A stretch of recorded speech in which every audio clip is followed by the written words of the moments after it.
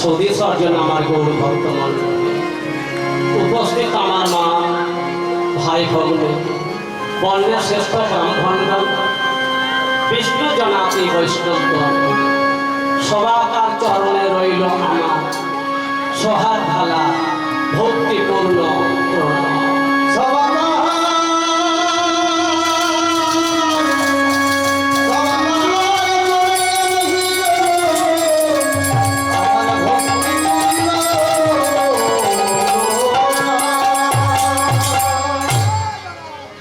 আপনারা আমায় কৃপা করুন, আমি যেন কিছু হরিগুণ কীর্তন করিতে পারি।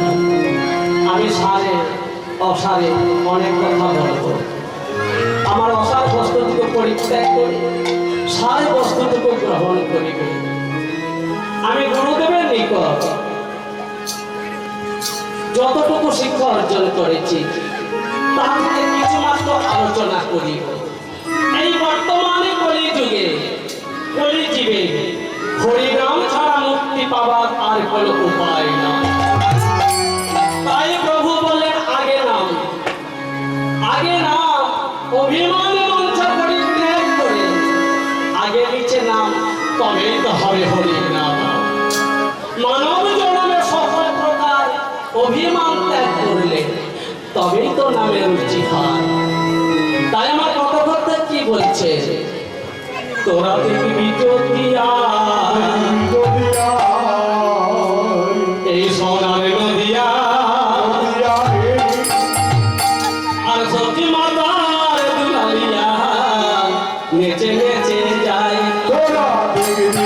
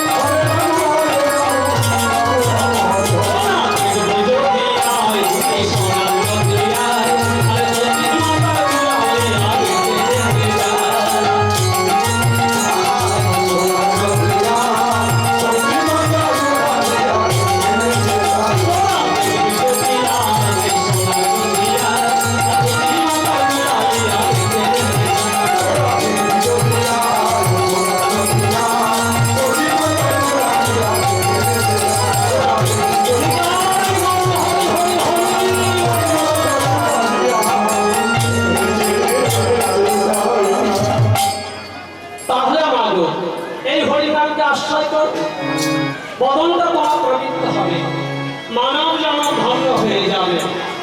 কত সাধের আমাদের এই মানব দেহ পেয়েছি, ৮০ লক্ষ জন্মে ভ্রমণ করিবার পর তবে তো আমরা এই মানব দেহ পেয়েছি শুধু কেবল ভজন সাধন করিবার জন্য। কিন্তু ওই মায়ার সংসারে এসে আমার করে আমরা সব ভুলে গেলাম। আমরা শুধু ঠাকুরকে বলি, ওগো ঠাকুর আমি ভালো থাকি, আমার স্ত্রী ভালো থাকুক, আমার পুত্র ভালো থাকুক, আমার আত্মীয় স্বজন বন্ধু বান্ধব সবাই ভালো থাকুক। কিন্তু আমরা কখনো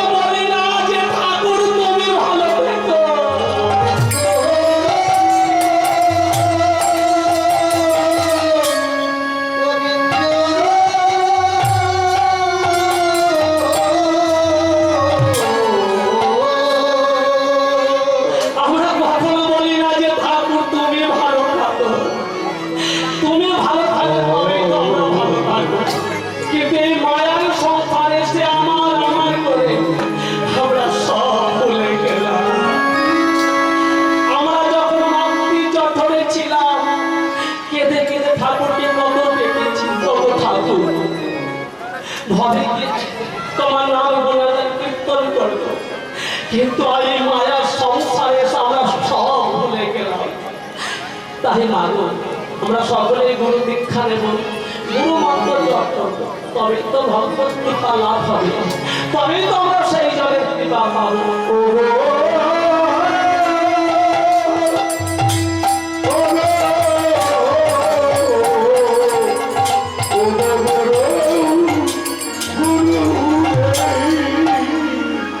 আমাদের দেহ ছিল শ্মশান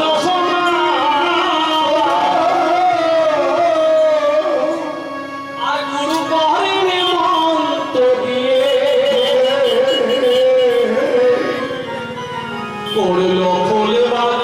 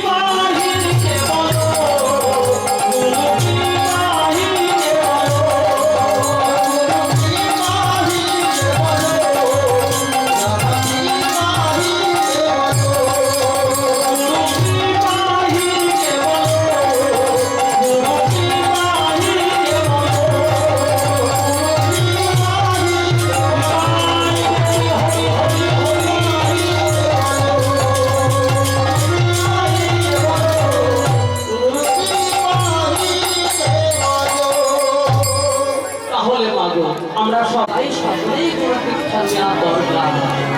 যখন যখন ধর্মের গ্লানি হয় অর্থাৎ ধর্মের উন্নতা বেড়ে যায়, সেই সময় ভগবান তার ধর্মকে রক্ষা করিবার জন্য যুগে যুগে অবতীর্ণ হলেন। এই যে মাগো, এইটা তো কলিযুগ। এই কলিযুগের কোন সময় ভগবান আমার অবতীর্ণ হয়েছিলেন? নাহি কৃষ্ণ নাম বিষয়েতে মগ্ন,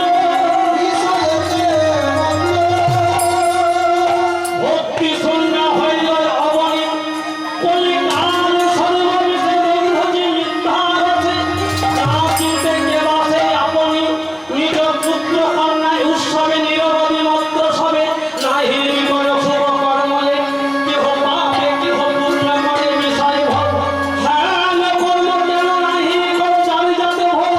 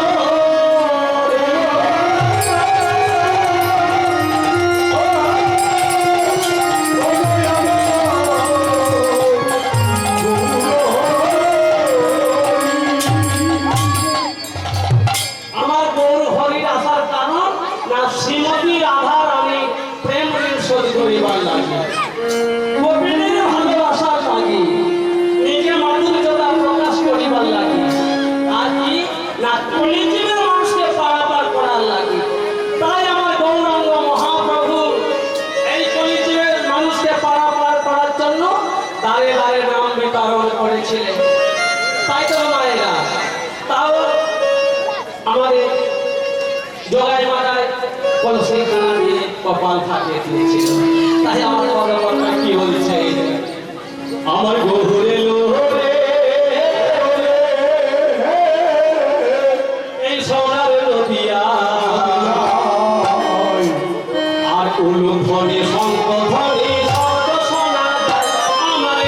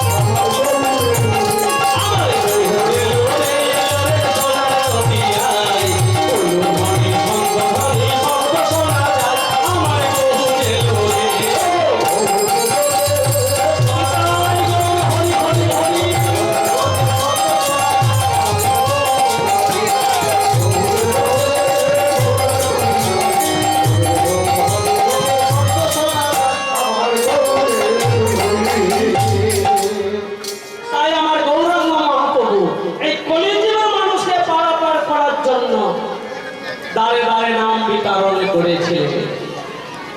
আজ রাজা দাতা কর্ণ সামান্য কিছু দান করে মনে মনে চিন্তা করছে যে আমার মতো দাতা এই জগতে দ্বিতীয় আর কেহ না।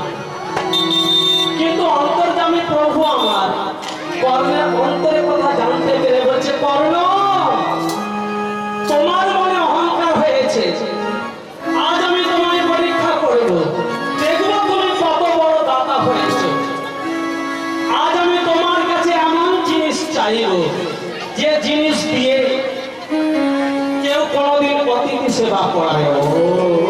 তাই কর্ণকে পরীক্ষা করবার জন্য প্রভু আমার কি করলে, ও গো কর্ণকে পরীক্ষার করে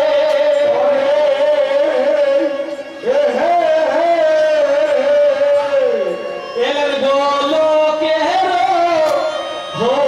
হরি।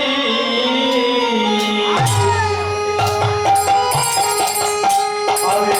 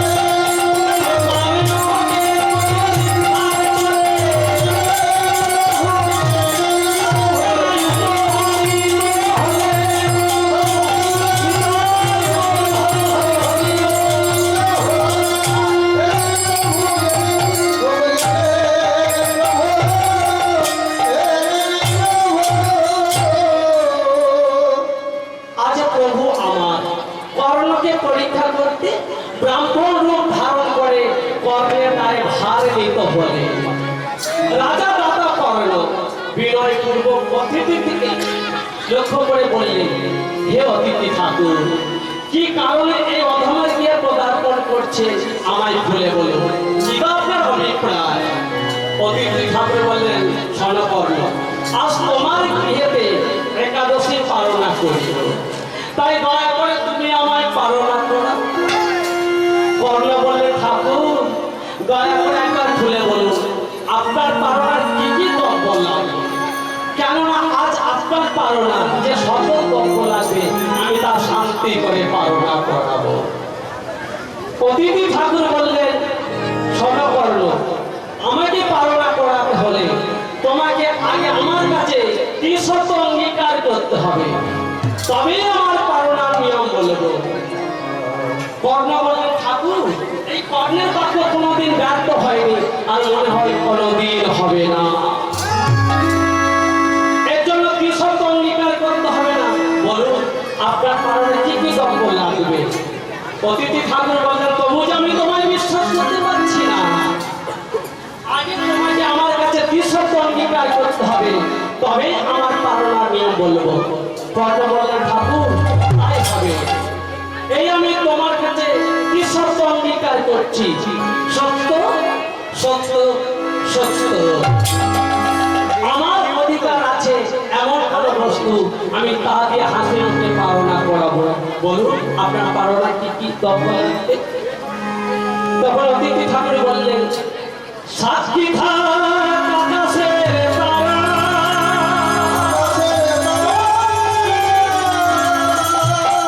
সাক্ষী থাক আকাশে বাতাস, সাক্ষী থাক চন্দ্র সূর্য, আজ রাজা দাতা কর্ণ কি সত্য আবাস হয়েছে, তাই আমার অতিথি ঠাকুর কি কথা বলছে।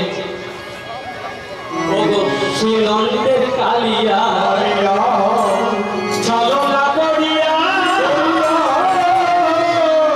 বলেছে হেন রাজার কাছে, শ্রীনন্দের কালিয়া চলো না করিয়া বলেছে রাজার কাছে, আর শ্রীনন্দের কালিয়া চলো না করিয়া বলেছে হেন রাজার কাছে।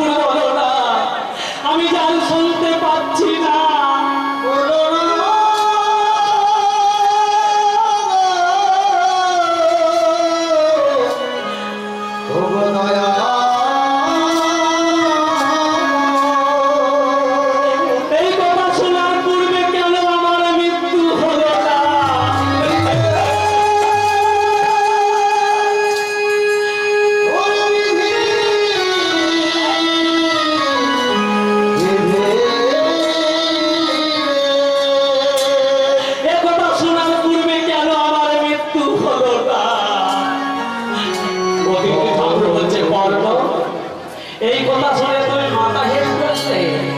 এরপর যে আরো বড় কঠিন নিয়ম আছে তা কি তুমি জানো? তাহলে শোনো, আমি বলছি। ও গো আপনারি হাতে কাটিবে পোড়াবে জনগণ,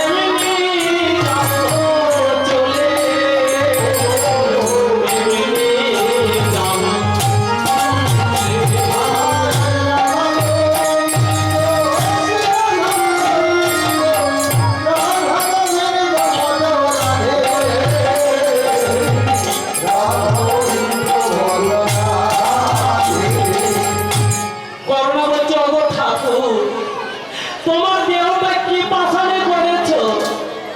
একবারে চিন্তা করে দেখো, বিশ্বকে তো একমাত্র আমার বুকের মানে। আজ যদি আমি বিশ্বকে বুকে কেটে দিই, কে আমাকে দূর থেকে বাবা বাবা বলে ডাকবে?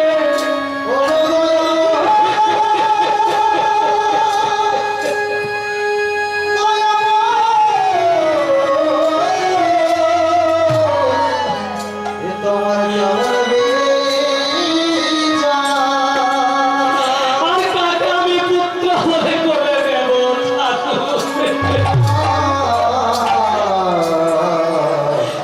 আমি পুত্র বলে করে দেব। অতিথি ঠাকুর বলছে কর্ণ, ও ঠাকুর, আমার দেহতে কত মাংস আছে, তাই দিয়ে তুমি অতিথি সেবা করো, কিন্তু আমার আগে অন্তঃপুত্রকে আমি কিছুতেই কেটে দিতে পারবো না, কিছুতেই না।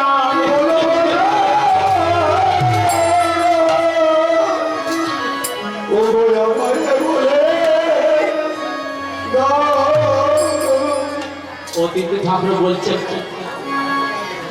তুমি যদি পালনা করাতে না পারো, আমি অভক্তই চলে যাচ্ছি। অভক্তই চলে যাবে? সারা জীবন অতিথি সেবা না করে আমি জলস্পর্শ করি না, আমার কাছে থেকে অভক্তই চলে যাবে? আমি কিছুতেই হতে দেব না। ওগো ঠাকুর, আমার দেহতে কত মাংস আছে, তুমি তাই দিয়ে অতিথি সেবা করো, কিন্তু আমার একমাত্র পুত্রকে আমি কিছুতেই কেটে দিতে পারবো না, কিছুতেই না।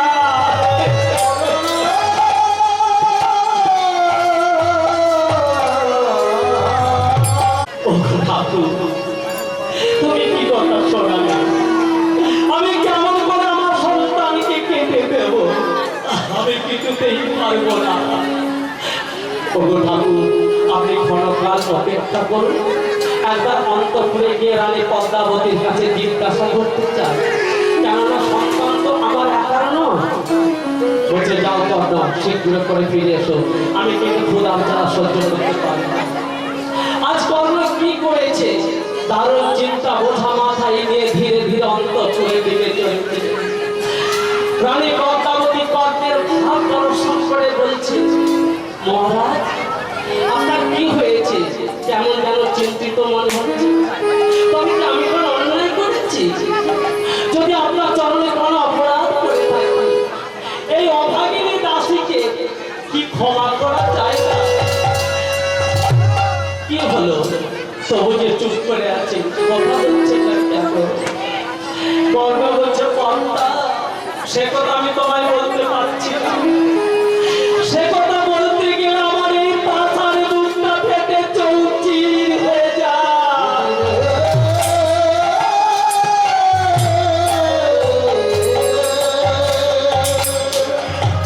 তুমি সে কথা শুনতে চেও না। ওগো স্বামী, সে যত বড় কঠিন ব্যাপার হোক না কেন আমাকে বলতে, সে কথা শুনলে তুমি ধৈর্য ধরে থাকতে পারবে না। বলছে স্বামী, সে যত বড় কঠিন ব্যাপার হোক না কেন আমাকে বলতেই হবে। বলো আপনার কি হয়েছে? ঠিক আছে, তুমি যখন শুনতে চাও আমি তোমায় বলছি। আমাদের গৃহেতে যে অতিথি ঠাকুর এসেছে, আমাদের একমাত্র সন্তানকে টুকরো টুকরো করে কেটে রন্ধন করে অতিথি সেবা করতে চেয়েছে। না,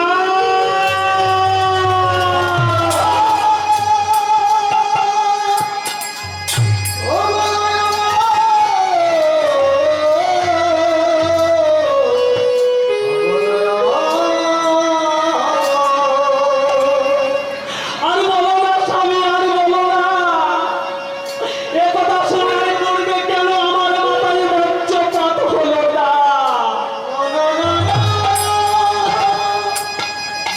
তুমি কি কথা শোনালে স্বামী? তুমি বলো না স্বামী, তুমি বলো না।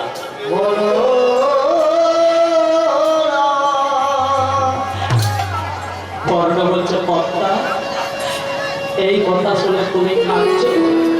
এরপর আরো বড় কঠিন নিয়ম আছে, তাকে তুমি জানো। তাহলে শোনো, আমি তোমায় বলছি। ওই না নিজের হাতে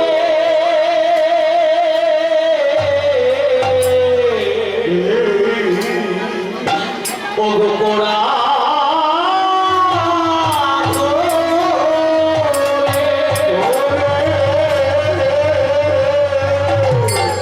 আর কাটতে হবে ওগো সত্য।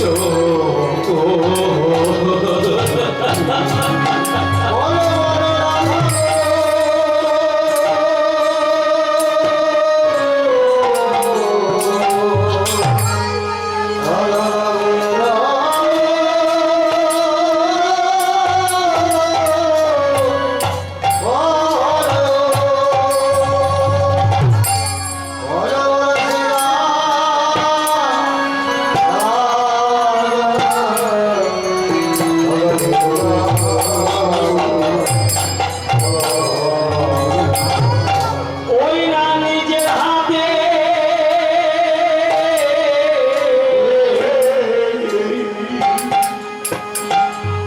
ওগো কোড়া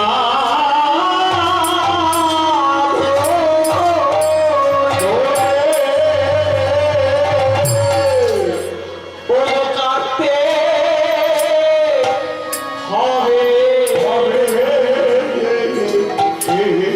ওগো সত্য।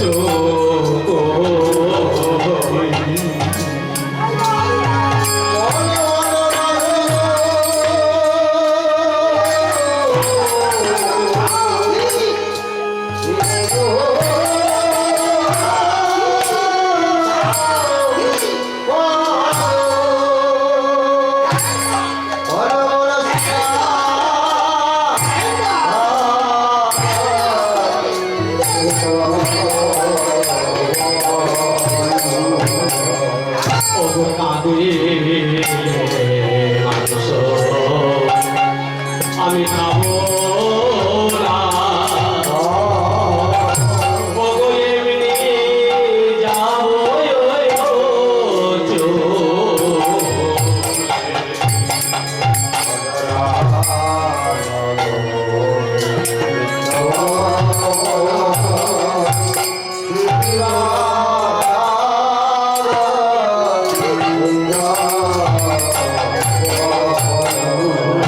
পর্দা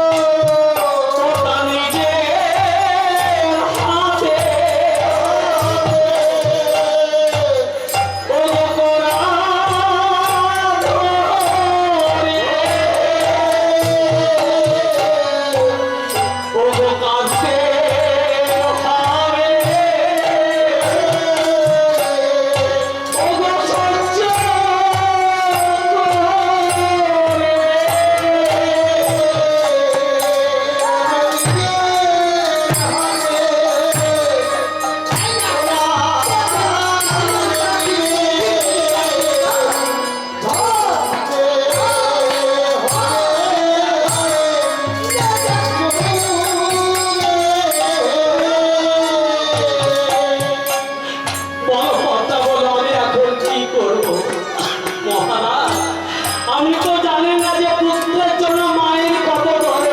আপনি পুরুষ হয়ে বুঝবেন না কেন? কোন মায়ের যদি অন্ধ সন্তান জন্মগ্রহণ করে, পাড়াপতি সবাই তাকে অন্ধ বললেও কিন্তু মায়ের কাছে সে যে কত আদরে, সে কথা আমি তোমায় বলে বোঝাতে পারবো না। এই জগতে যাকে কোনদিন কালো বিষধর সর্প দংশন করেনি, সে জানে না যে বিষধর সাপের কি জানা। জগতে ব্যতীত ভিন্ন ব্যথার পরবর্তী জানে না। ওগো স্বামী, আমার দেহতে কত মাংস আছে, তুমি তাই দিয়ে অতিথি সেবা করো, কিন্তু আমার আগে মাত্র পুত্রকে আমি কিছুতে কেটে দিতে পারবো না, কিছুতে।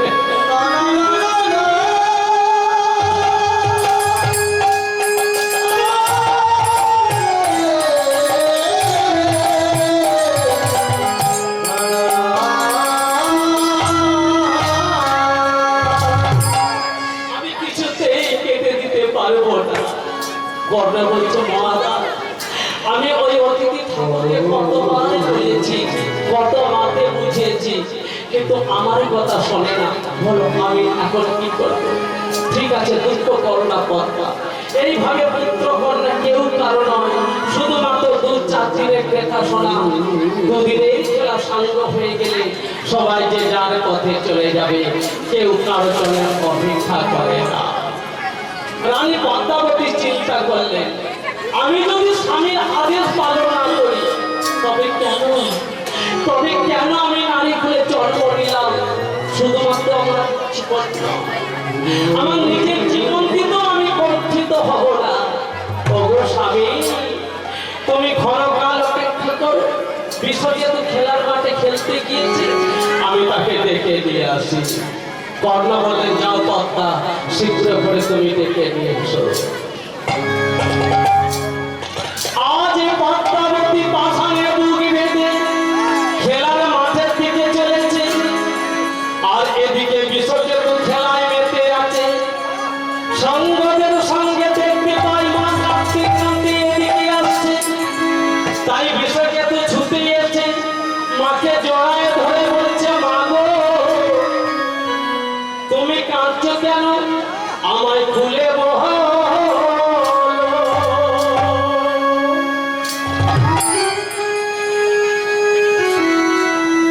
না মা, বলো না, কেন তুমি কাঁদতে কাঁদতে এদিকে আসছো? ওরে বাবা, সে কথা বললে তুই ধৈর্য ধরে থাকতে পারবি না। মা, সে যত বড় কঠিন ব্যথা হোক না কেন, আমাকে বলতেই হবে। বলো না মা, কি হয়েছে? তবে কি আমি কোনো অপরাধ করেছি? যদি অজ্ঞানতার বশত কোনো অপরাধ করে থাকি, এই সন্তান কি ক্ষমা করা যায় না? বলো না মা, কি হয়েছে? ওরে বাবা, তোর পিতা একজন অতিথির কাছে কি সৎসঙ্গে গাড়ি করেছে, তোর দেহের মাংস দিয়ে অতিথি সেবা করাবে। বলবি শোন, আমি কেমন করে পারবো? আমি তো মা, কোন মা পারবে তার ছেলেকে টুকরো টুকরো করে কেটে অতিথি সেবা দিতে? কি বলে?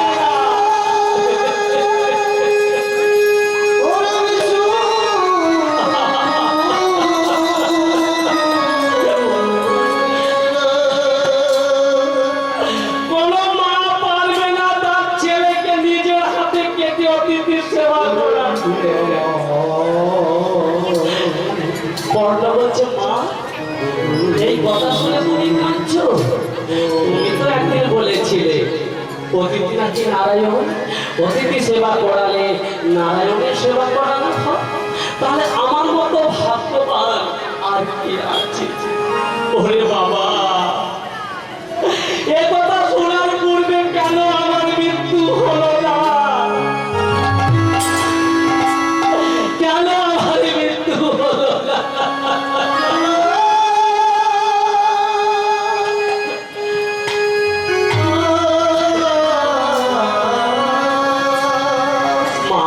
চলো আমাকে গৃহে দিয়ে চলো। পদ্মাবতী বলছে তাই চলো বাবা। আজ বিশ্বকেতু গৃহেতে এসে দেখতে পায় তার বাবা অচল বৃক্ষের ন্যায় দাঁড়ায় দাঁড়ায় কাঁদছে। বিশ্বকেতু বাবাকে জড়ায় ধরে বলছে বাবা গো, তোমার কি হয়েছে? আমি মায়ের মুখে সব কথা শুনেছি। তুমি তো একদিনই বলেছিলে এই দেহটা যেই দিন মৃত্যু হয়ে যাবে কত শিগাল উপরে ছিঁড়ে ছিঁড়ে খাবে।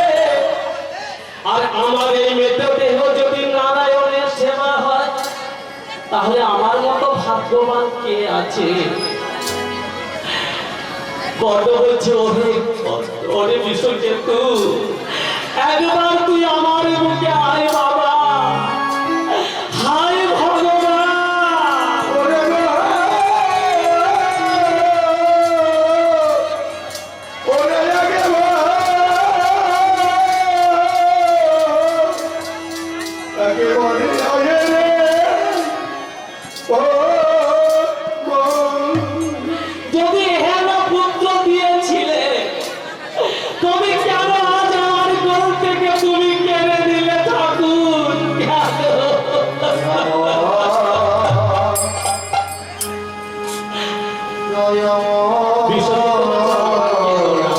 অতিথি ঠাকুর ক্ষুধায় কষ্ট পাচ্ছে। বাবা গো, এবার আমি গঙ্গায় স্নান করে আসি। আজ বিশ্বকেতু গঙ্গার জলে স্নান করে পিতা মাতার সামনে দাঁড়ায় আছে আর বলছে বাবা গো, আমাকে কাটার পূর্বে আমি কয়েকটি কথা বলে যাই। আমি শুনেছি মানুষের মুক্তির উপায় একমাত্র হরিনাম। তাই তোমরা সবাই মিলে আমার করে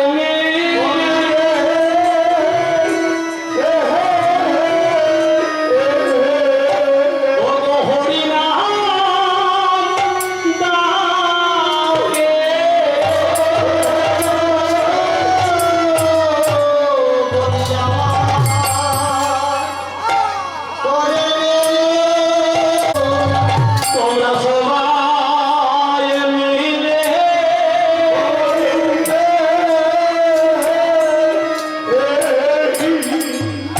ওগো আমার করলে হরিনাম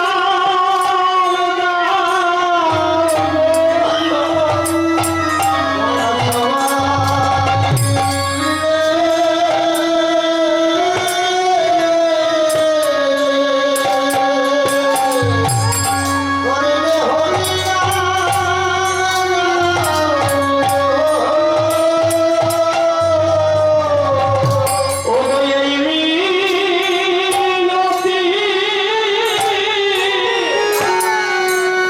ওগো তোমাদের কাছে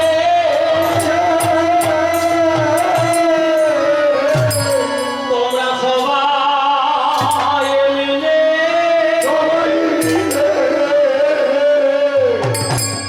ওগো আমার করলে হরিনাম দাও গো।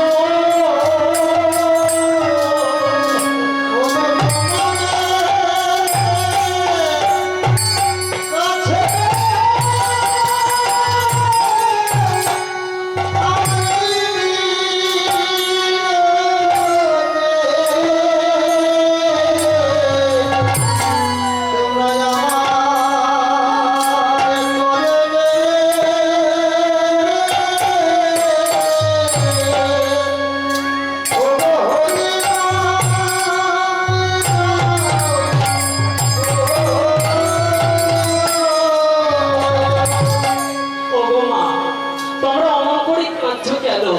অমন করে কাঁদলে আমি যে যেতে পারবো না। রানী পদ্মাবতী বলছে ওরে বাবা, আমি যে কাঁদছি তা তোকে বলে বোঝাতে পারবো না। তুই যদি পুত্রে মা হতিস তাহলে সব বুঝতে পারতিস কেন আমি এমন করে কাঁদছি। তুই যে আমার বুকের রক্ত, হৃদয়ের রক্ত, তোকে বলে পেয়েছি আমি সব দুঃখ ভুলে গেছি রে বিশু, সব দুঃখ ভুলে গেছি।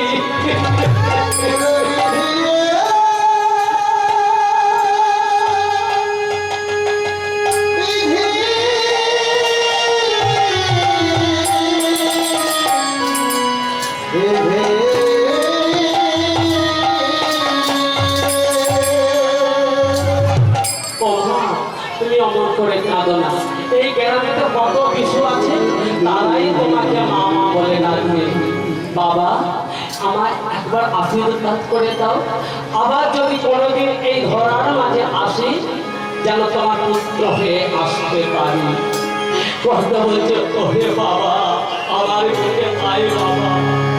আমি না জেনে এক অতিথির কাছে কি বিশব্দ অঙ্গীকার করেছি, এর চেয়ে কেন আমার মৃত্যু হলো না? কেন?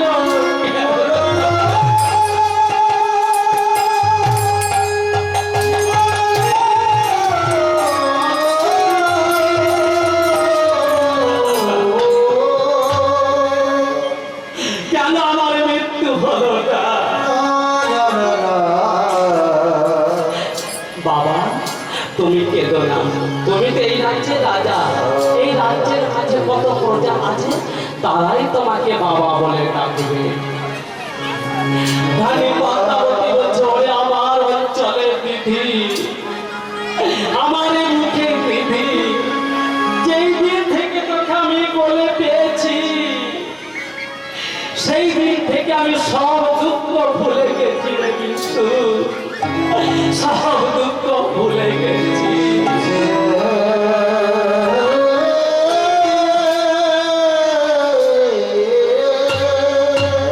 মাগো, তোমরা অমন করে কাঁদলে আমার চলার পথ পিছু করে দিও বাবা। ওগো মা, ওগো বাবা, তোমরা দুজনে দাঁড়াও, আমার বিদায় বেলা তোমাদের চরণে একটা শেষ প্রণাম জানিয়ে যায়। ওগো না ফুটিতে ফুল তব ঝরে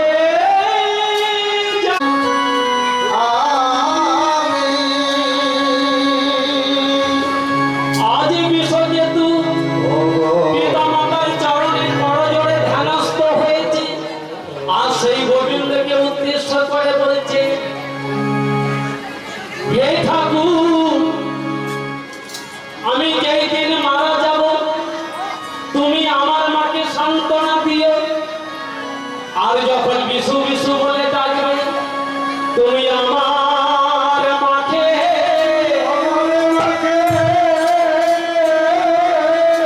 ওই মা বলবে।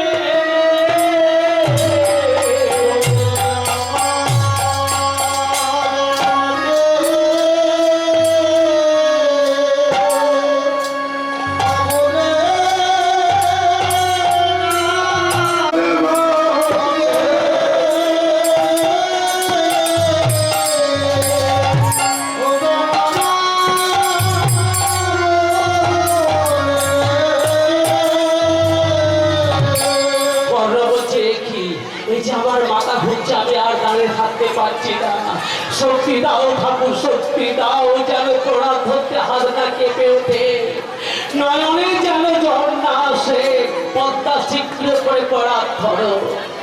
রানী পদ্মাবতী বলছে, মহারাজ আমি পারবো না, মহারাজ আমি পারবো না।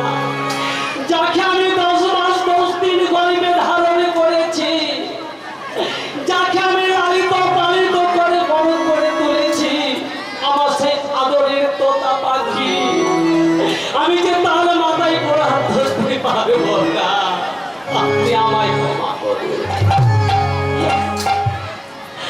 পদ্মা বলছে, পদ্মা কেঁদো না, কেঁদো না পদ্মা, কেঁদো না।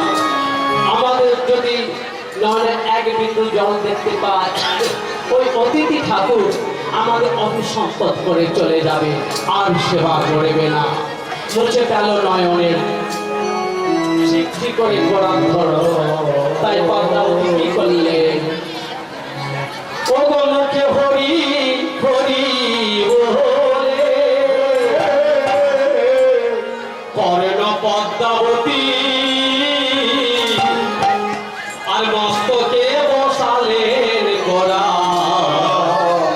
শিরোপারে ধরি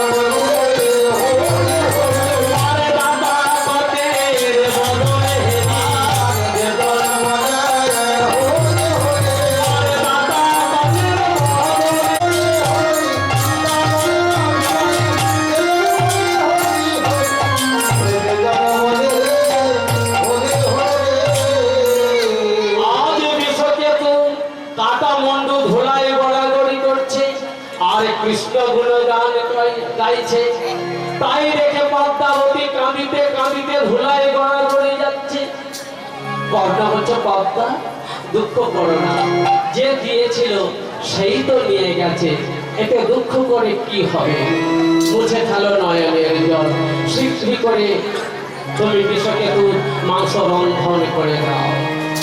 তাই বিষকেতু পদ্মাবতী বিষকেতুকে কেটে রন্ধন করেছে, আর তার কাটা মন্ডটি ঠাকুর ঘরে লুকিয়ে রেখেছে। মনে মনে ভাবছে যে যখনই মনে পড়বে তখন নয়নে ভরে দেখে নেব। রন্ধন সমাপ্ত করে বলছে, মহারাজ অতিথি ঠাকুরকে সেবায় বসতে বলো। রন্ধন সমাপ্ত হয়েছে। কর্ণ বললেন, ঠাকুর দয়া করে এবার ভজনে বসুন। অতিথি ঠাকুর বললেন, শোনো কর্ণ, তোমার পুত্রকে কেটেছ, এ কথাটা সত্য, কিন্তু তার কাটা মুন্ডুটি ঠাকুর ঘরে লুকিয়ে রেখেছ। পুনরায় রন্ধন করে দাও, তবে আমি তোমার গৃহেতে সেবা করব।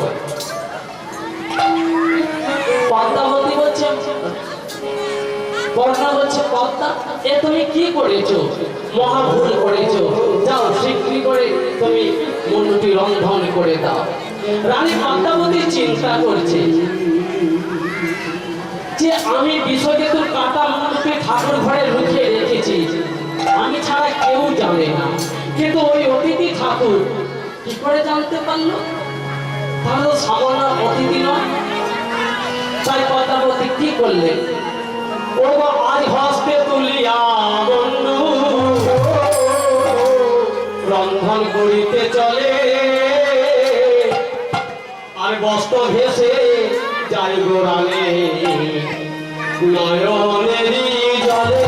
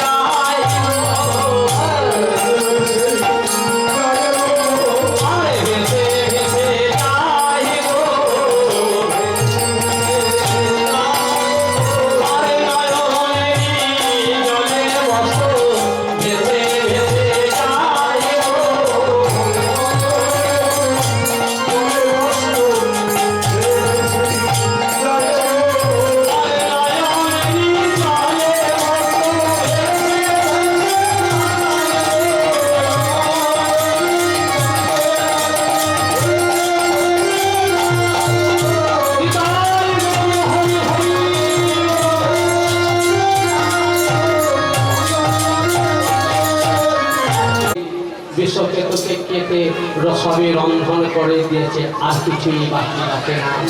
পদ্মাবতী বললেন, মহারাজ আর আমি কিছুই বাকি রাখি না, এবার অতিথি ঠাকুরকে ভোজনে বসতে বলো। কর্ণ বললেন, ঠাকুর দয়া করে এবার ভোজনে বসুন। অতিথি ঠাকুর বললেন, কর্ণ আমার ভজনে একটি নিয়ম আছে, তা কি তুমি জানো? ওই পাড়া থেকে একটি পঞ্চম বর্ষের শিশুকে দেখলাম, তার সঙ্গে আমি ভজনে বসবো। কর্ণ বলছে, ঠাকুর এই আমার একমাত্র সন্তানকে কেটে দিয়েছি, আর কি আমাকে দেবে? পঞ্চম বর্ষের শিশু। ঠাকুর বললেন, বিষকেতু যে মাঠে খেলতে গিয়েছিল সে মাঠের দিকে যাও, গেলে একটি পঞ্চম বর্ষের শিশুকে দেখতে পাবে। তাই কর্ণ কাঁদতে কাঁদতে মাঠের দিকে চলেছে।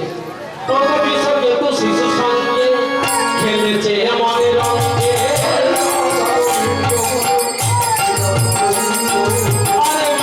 শিশুর সঙ্গে খেলেছে মনে রঙে।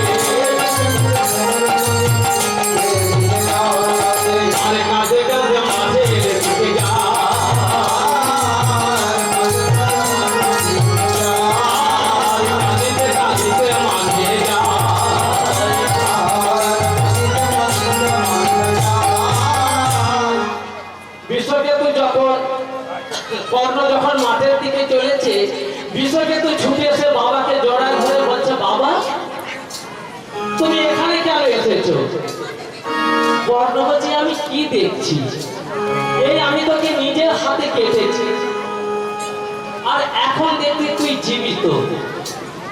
তাহলে আমাদের গৃহেতে যে অতিথি ঠাকুর এসেছে সামান্য নয়, চল বিশু শিক্ষে করে গৃহেতে চল, ওকে তাই চলো বা। তাই গৃহেতে এসে কর্ণ কি করলেন, ওই অতিথি ঠাকুরের চরণে লুটায় পড়লেন আর বলছে, ওই চরণে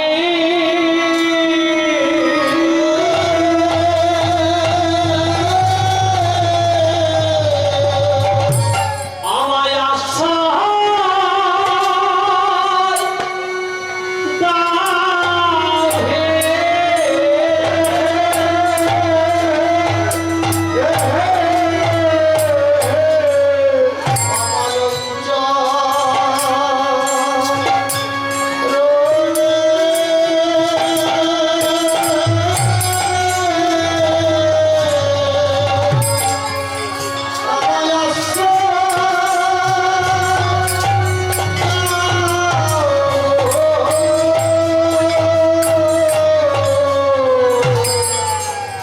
তাই বলি মাগো,